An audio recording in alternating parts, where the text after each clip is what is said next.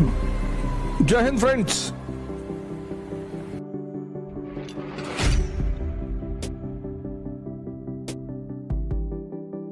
एक चीज मैं बार बार रिपीट करता हूं, इस दुनिया में सारा खेल शक्ति का है और शक्ति के सृजन में मन की बड़ी भूमिका है। इस पूरी लाइन को सुनिएगा, शक्ति के सृजन में मन की बड़ी भूमिका है। आपका पूरा जीवन मन पे, इसलिए दुनिया के जितने भी धर्म हैं उसमें सजदा का, सर झुकाने का बड़ा इंपॉर्टेंस है। आप मंदिर में भी सर झुकाते हुए लोगों को देखोगे, मस्जिद में भी देखोगे, कहीं भी जाओगे तो सर झुकाने का बड़ा कॉन्सेप्ट है, क्योंकि मनुष्य का पूरा जीवन यहां से संचालित है। स्टीफन हॉकिंस की फोटो अगर कभी आप देखो, शरीर खराब है, मन ठीक है, नोबेल प्राइज विनर, 24 प्राइज दुनिया में। और दुर्योधन की अगर आप फोटो देखो तो पूरा शरीर ठीक है, दिमाग खराब है। मैंने कहा ना, आपने देखना बंद कर दिया। आप बादाम का तेल लगा रहे हो सर में, बादाम का शैम्पू लगा रहे हो, बादाम का साबुन लगा रहे हो और खा रहे हो गुटखा।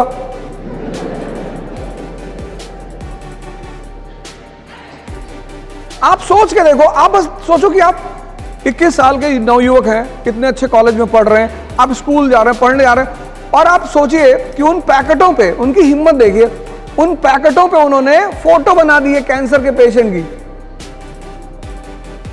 आप उनकी ताकत देखिए कि आपको वो कितना मूर्ख समझते हैं कि मरा हुआ दिमाग है तुम्हारा। आज अगर आप, तो मुझे नहीं लगता आप में से कोई खाता होगा, लेकिन मान लीजिए अगर कोई खाता हो तो आज आप 1 मिनट उस पैकेट को देखिएगा जहां वो फोटो बना है। बस आप गौर से एक बार उसे देखिएगा। तो जब सारा संचालन मन से होगा, सारा, तो शरीर से ज्यादा किस पे ध्यान दिया जाना चाहिए? मन पे। स्वामी विवेकानंद गए यूरोप, अमेरिका, कोई टाई नहीं, कोई सूट नहीं, कुछ नहीं, कितना सम्मान हुआ। तो वो सम्मान किसका था? ज्ञान का। आज डॉक्टर अंबेडकर भगवान के समान इस देश में हैं, वो सम्मान किसका है? उनके ज्ञान का। किसने उन्हें इतना ताकतवर बनाया? ज्ञान ने। कभी आपको मौका लगे, आप डॉक्टर अंबेडकर की एक किताब जरूर पढ़ना, कंपलसरी पढ़ना। मतलब 2 किताबें तो आपको पढ़नी चाहिए। एक एपीजे कलाम की इग्नाइटेड माइंड्स पढ़नी ही चाहिए आपको। आपको पता चलेगा कि यूथ को क्या क्या कर, उसमें 13 चैप्टर हैं, और वो 13 चैप्टर नहीं है, वो 13 नियम है। जैसे पहला चैप्टर में उन्होंने ड्रीम पे चर्चा की है, सपने पे, कि हर व्यक्ति को सपना देखना चाहिए। तो अंबेडकर की एक किताब है, डॉक्टर अंबेडकर की, Buddha and his gospel, Buddha और उनके उपदेश। प्लीज आप कम से कम जीवन में ये 2 किताब जरूर पढ़ी, एक इग्नाइटेड माइंड्स और एक बुद्धा एंड हिज गॉस्पेल। और इन दोनों किताबों का जो एसेंस है, सार, वो यही है कि व्यक्ति को सबसे ज्यादा काम अपने मन पे करना चाहिए।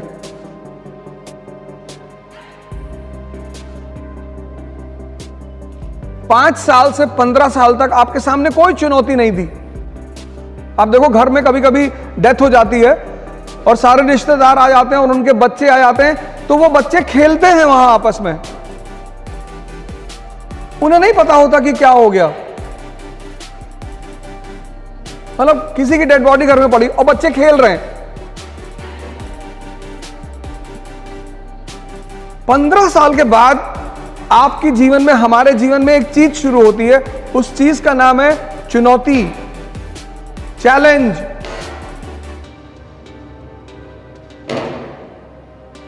तभी तो रश्मि रथ में एक स्टैंजा है पूरा, आप सबको वो पढ़नी चाहिए। आप राजा बनना चाहते हैं, आप कुछ बड़ा करना चाहते हैं दुनिया में, तो रश्मि रथ की वो लाइनें इतनी कीमती हैं। वसुधा का नेता कौन हुआ? वसुधा मतलब धरती, इसका नेता कौन हुआ? भूखंड विजेता कौन हुआ? सिकंदर की बात हो रही है। अतुलित यश क्रेता कौन हुआ? भगवान श्री कृष्ण। नवधर्म प्रणेता कौन हुआ? भगवान बुद्ध। अब सोचिए, कवि खुद सवाल कर रहा है, वसुधा का नेता कौन हुआ? Question mark. भूखंड विजेता कौन हुआ? Question mark. अतुलित यश क्रेता कौन हुआ? Question mark.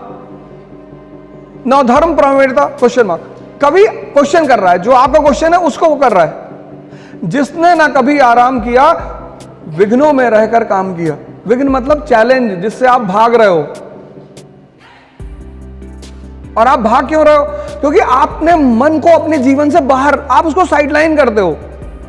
इस देश में ध्यान वो लोग करते हैं ज्यादातर जो बीमार हैं। मैं बाबा रामदेव के यहां गया था, तो वहां ज्यादातर वो लोग हैं जिनको डायबिटीज है, शुगर है, बीपी है। ये रोगियों के लिए नहीं है, ये युवाओं के लिए है।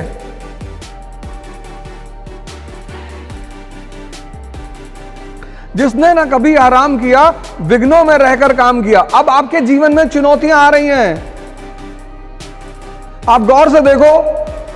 50% लोग जो यहां खड़े हैं मिडिल क्लास के होंगे।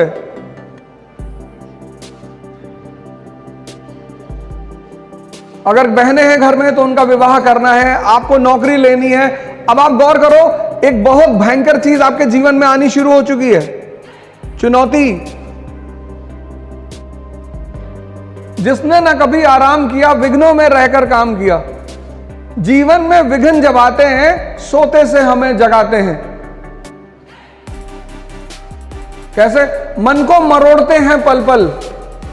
आप देखो कितने परेशान रहते होंगे, अनरेस्ट में रहते होगे, मन नहीं लगता होगा, गुस्सा आता होगा, चिड़चिड़ापन पैदा हो रहा होगा। ये सब चीजें शुरू हो चुकी होंगी। अगर आप अपने जीवन को इंट्रोस्पेक्ट अभी करो, ये वही दौर है आपका, सब इससे गुजरते हैं। मन को मरोड़ते हैं पल पल। आप सोचो, जब आप 4-5 लोग रहते हो तो आप रिलैक्स रहते हो। जैसे आप अकेले होते होगे, आपको बेचैनी शुरू हो जाती होगी। ये चीज इस यहां जितने लोग खड़े उसमें से 80% को होता होगा, गारंटी। आपको बेचैनी, आप चाहते हो कि बाहर निकल जाए, अकेले ना रहें, नींद रात में नहीं आएगी, तो आप कहोगे कि रात भर मैं पढ़ता हूं। जब पलटते पलटते थक जाते होगे, तब सुबह नींद आती होगी।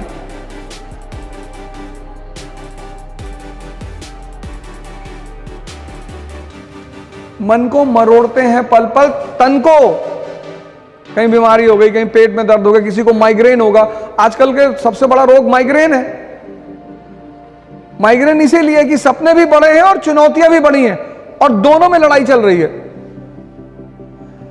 कि इस देश की सबसे बड़ी विधा है ध्यान।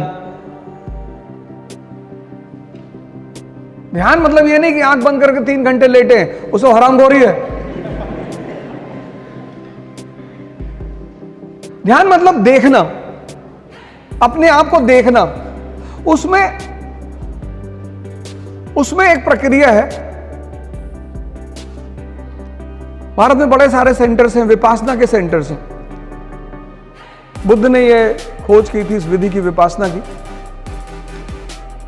विपासना का मतलब होता है आन-पान सत्य, अपने आप सांसों को आते जाते हुए देखना। आप जब भी परेशान हो, इस ट्रिक को लगाइएगा, अपनी सांसों को देखिएगा।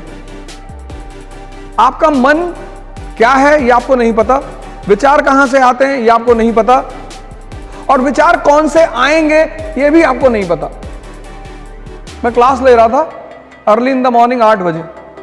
एक लड़का आगे ही बैठा था और 700-800 की क्लास थी। तो कुछ देर बाद वो बाहर निकला, फिर आ गया। तो ऐसा होता रहता है, लड़के जाते रहते हैं, आते रहते हैं, वो कोई दिक्कत नहीं है। फिर आप 15 मिनट बाद वो फिर बाहर निकल गया। तो मुझे लगा इसका शायद तबीयत खराब होगी, फिर आगे बैठा। फिर तीसरी बार जब वो उठा तो मैंने उसे रोका, मैंने कहा क्या हो रहा है? कह रहा सर मुझे बार बार लग रहा है कि भूकंप आ रहा है। ये तुम्हारा मन ही तो है, विचार फेंक देता। तुम बैठे हो और विचार कब फेंकेगा? जब पढ़ने बैठोगे तब। तुम पूरे दिन घूमो, ये तुमसे कुछ नहीं कहेगा। जैसे तुमने किताब खोली, एक विचार फेंक देगा। सीतापुर वाली बुआ पापा से मकान में हिस्सा मांग रही।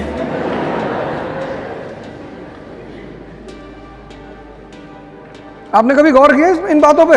नहीं किया होगा। यह ध्यान है उस विचार को देखना कि मांगने दो हिस्सा।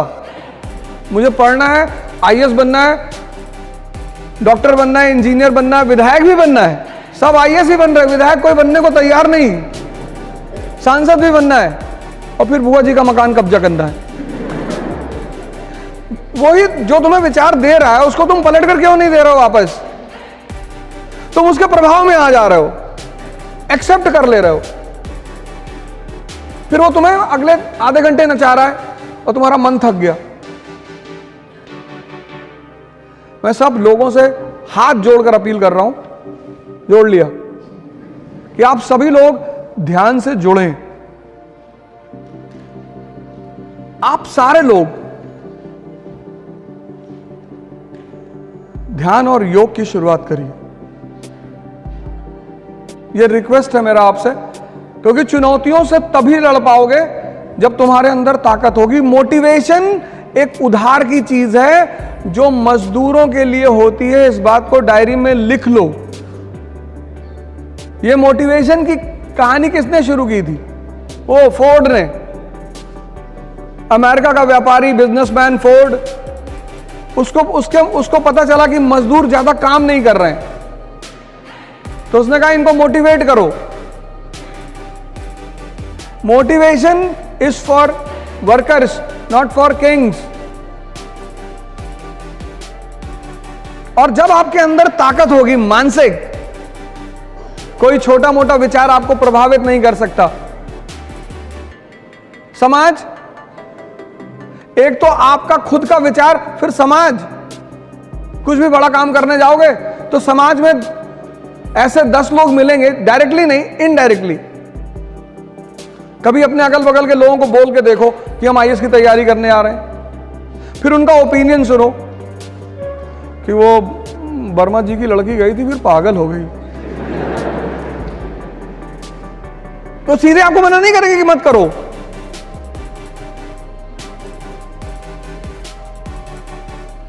अब अगर आप सोचो कि जिस समाज में आप रहते हो, और ये सबके साथ होता है, ऐसा नहीं आपके साथ हो रहा है या आपके साथ होगा, सबके साथ। ध्यान शुरू करिए, योग शुरू करिए। यथार्थ गीता स्वामी अड़गड़ानंद जी ने लिखी है, बहुत अच्छी किताब। एक श्लोक पढ़िए। आपका जो धर्म है, आप अपनी किताब उठाइए। मैंने यथार्थ गीता पढ़ी है या मैं पढ़ रहा हूं तो मैं उसका नाम ले रहा हूं। आप अपना धर्म ग्रंथ उठाइए। सारे धर्म ग्रंथों में वही फॉर्मूला है। किसी संत महात्मा से जुड़िए, उसकी चिंता मत करिए कि 1-2 लोग पकड़े गए हैं। कभी 250 का नोट देखा मार्केट में? जिसका असली होगा उसी का नकली भी होगा। ये पश्चिम के लोग हमारे संतों से बहुत चिढ़ते हैं क्योंकि उनको शराब बेचनी है, बहुत सारी चीजें बेचनी है। अब वो एक्स का ऐड करते हैं, एक्स डीओ। एक लड़का कॉलेज जा रहा है, उससे कोई लड़कियां बात नहीं कर रही, वो बहुत डिसअपॉइंटेड है। फिर वो तीसरे दिन आता है, फिर वो एक्स लगा के जाता है, फिर परियां गिर रही है आसमान से।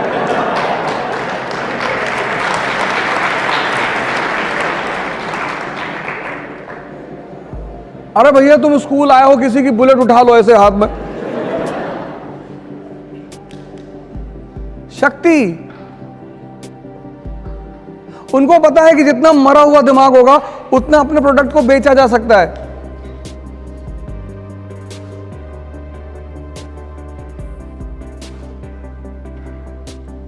भाई तुम्हारे बहुत सारे स्टूडेंट होंगे जिनके बाल गिर रहे होंगे। चुनौती है, स्ट्रेस है, प्रेशर है, उससे तुम्हारे बाल गिर रहे हैं। सबके गिरेंगे। इसीलिए तुम देखो बुद्धिस्ट संघ को अगर देखो या मठों को देखो तो स्टूडेंट के बाल सेव करा दिए जाते हैं। उसकी वजह यही कि जब तुम जलोगे, तपोगे तो इस पे असर पड़ेगा।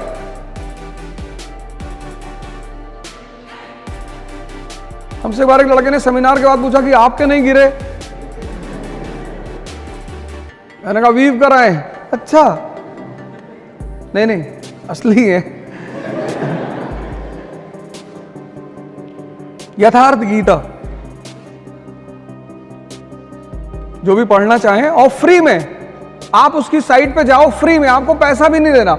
आप यथार्थ गीता पे साइट डालो गूगल पे, उसकी साइट आएगी, फ्री में आपको भिजवाएंगे, वो फ्री में, कोई पैसा नहीं। आप हिंदी में चाहो हिंदी में मंगवा लो, आप इंग्लिश में चाहो इंग्लिश में मंगवा लो, फ्री। यथार्थ गीता, बस आप सिर्फ गूगल पे टाइप करो यथार्थ गीता, उसकी पूरी साइट आ जाएगी, यथार्थगीता.co.in करके आ जाएगी। फ्री होम डिलीवरी है, कोई पैसा नहीं लेंगे आपसे वो। प्रणाम सर जी। सर मेरा नाम आकर्षित दीक्षित है। सर एक बहुत छोटा क्वेश्चन है सर।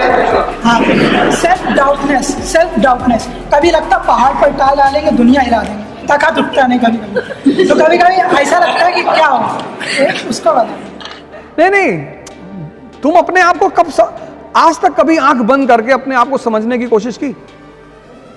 कितनी बार? 1 घंटे आंख बंद करके बैठते हो? हाँ, मैंने सुन इस बात को, बहुत अच्छी बात है। कहता कभी कभी मन होता है कि पहाड़ उठा लेंगे, और कभी कभी पत्थर नहीं उठता हाथ से। कितनी अच्छी, कितनी ईमानदारी से ये आदमी बात कह रहा है। ये हम सबकी हकीकत है,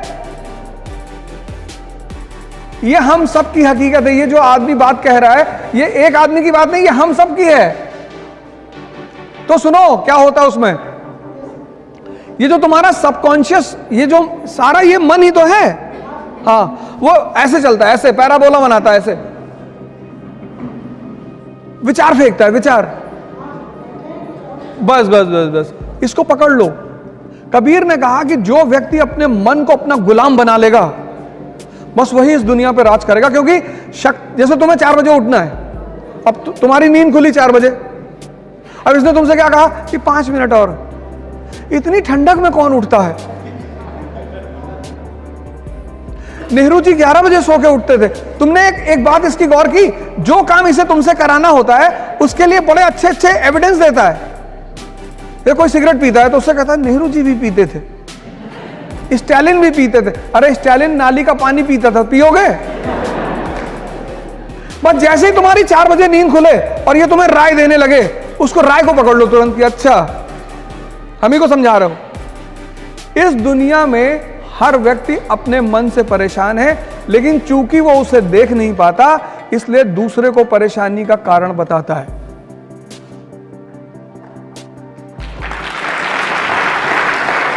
इसलिए सारे धर्मों में आंख बंद करके पूजा करने का प्रावधान है, किसी में खोल कर नहीं है। क्योंकि जब तुम आंख खोलते हो तो तुम्हें दुनिया दिखाई पड़ती, लेकिन जब बंद करते हो तो तुम दिखाई पड़ते हो।